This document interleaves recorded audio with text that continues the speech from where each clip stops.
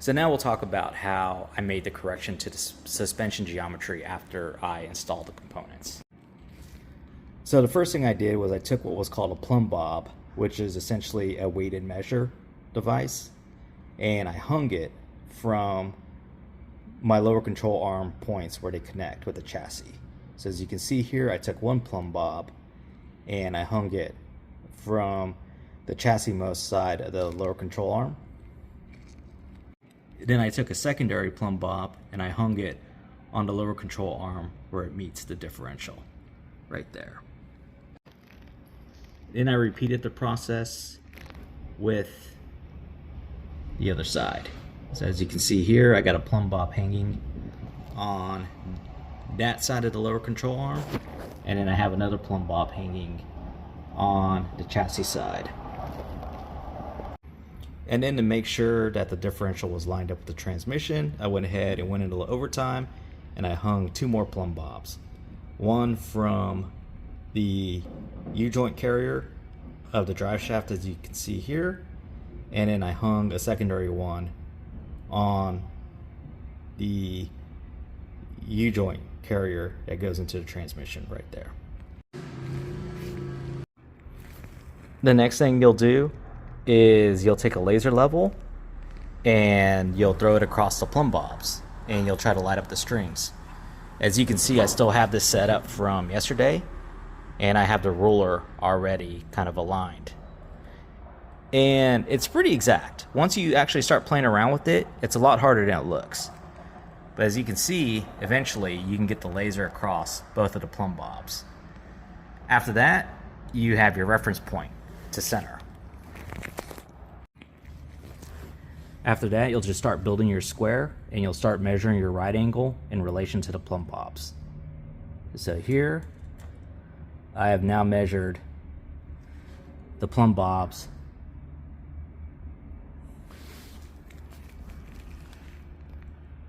that are on the chassis side and the differential side on the passenger side of the car. As you can see, it's on the string, pretty dead on. You'll go ahead and do it for the rear plumb bobs as well. As you can see, it's dead on. If you can get the strings to illuminate, that's even better. After that, you take a right edge and you can start measuring the distance. So in this case, you have to be very careful because the rollers aren't very secure. So if you even so much as breathe on the roller or nudge it the wrong way, you can throw off the measurement. So in this case, the ruler is already set up and you can see that I'm measuring 380 millimeters.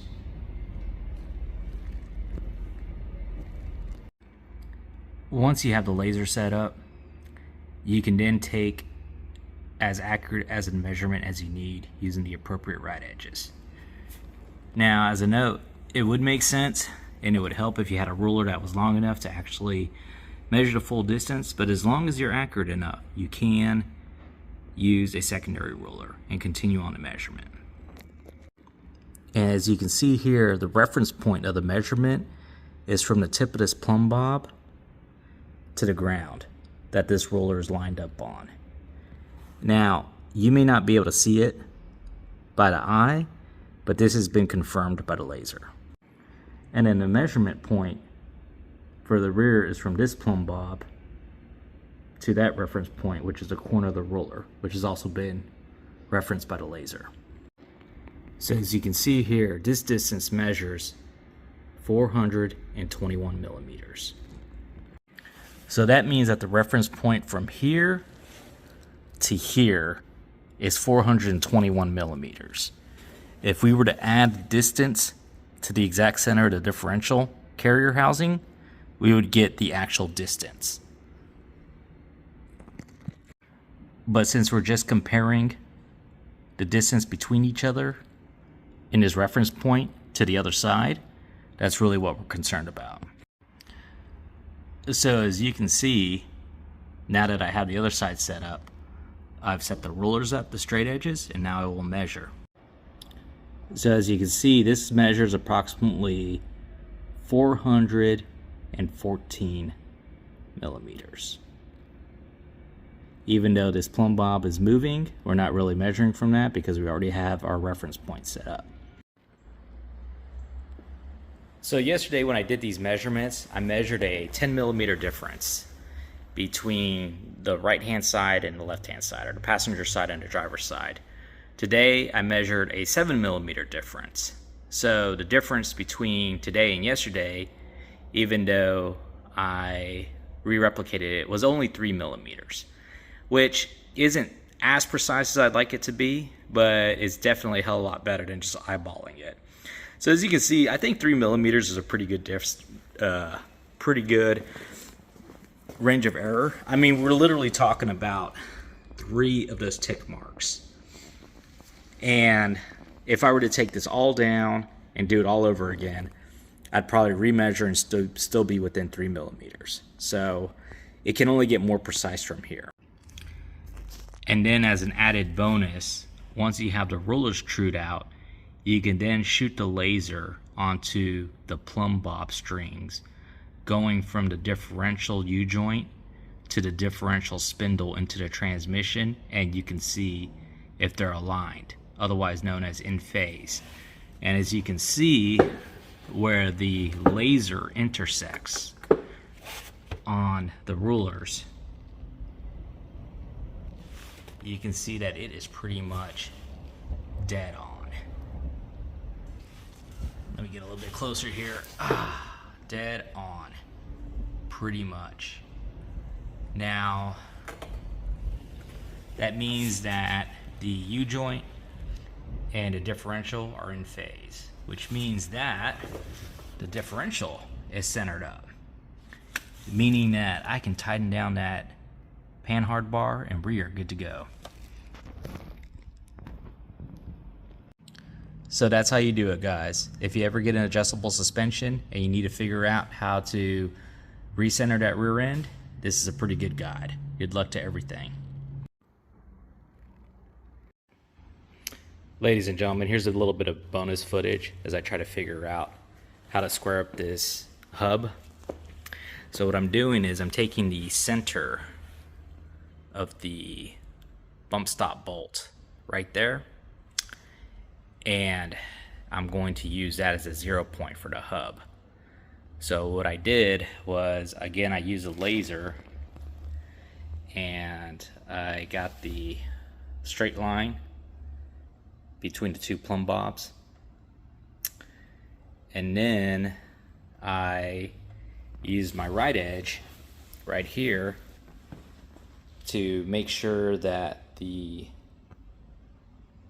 tripod was exactly squared off with the chassis. And then I used my laser after rigging my ruler up with the zip ties, and I measured from the inner diameter to the midpoint of the hub. It's not exact science, but it's enough. So there I measured about 67 millimeters. And then here I measured to, looks like 127. Then I'll find a midpoint, which is 97, which is right there. So the idea is that since this is completely squared up with the car,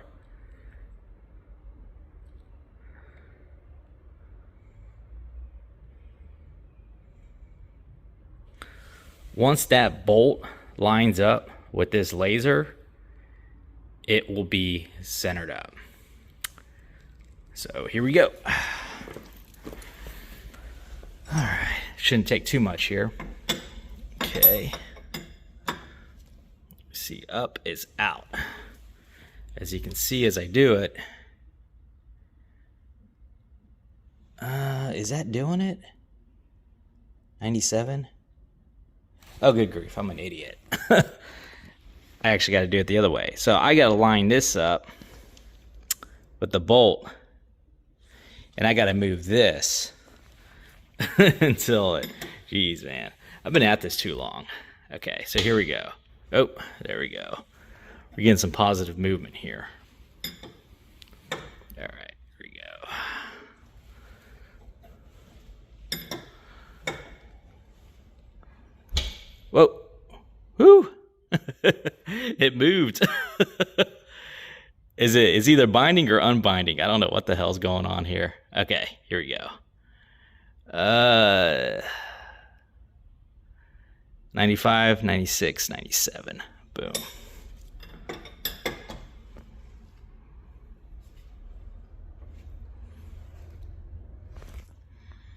Okay.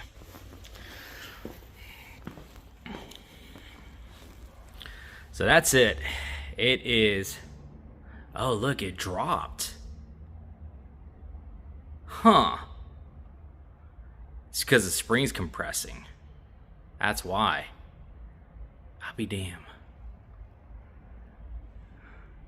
So that's it. Now about approximately 97.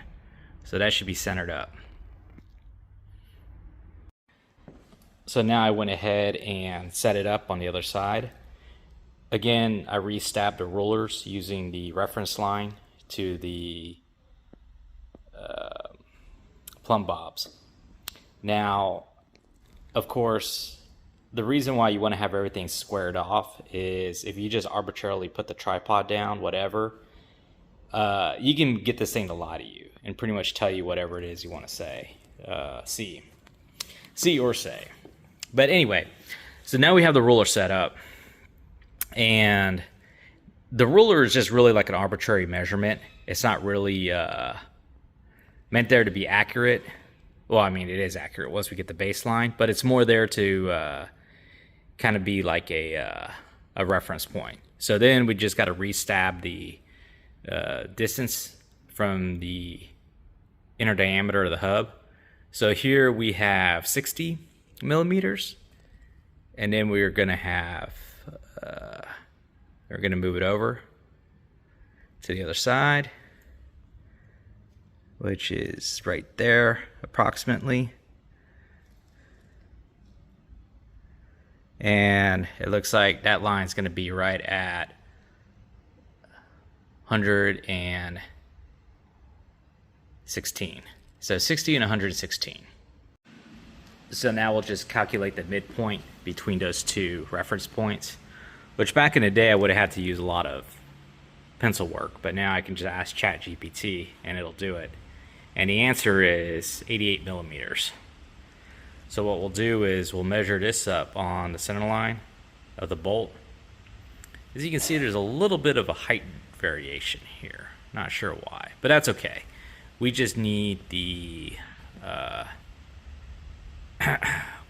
straight line going up and down. And you can see we're almost there. So now I'm going to adjust this until I hit 88 millimeters. All right. So here we go. We're going to adjust it until those measurements intersect.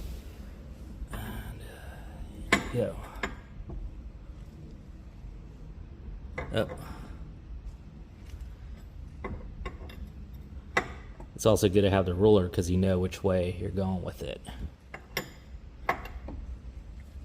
It's going quite a bit. I'm taking a field trip here.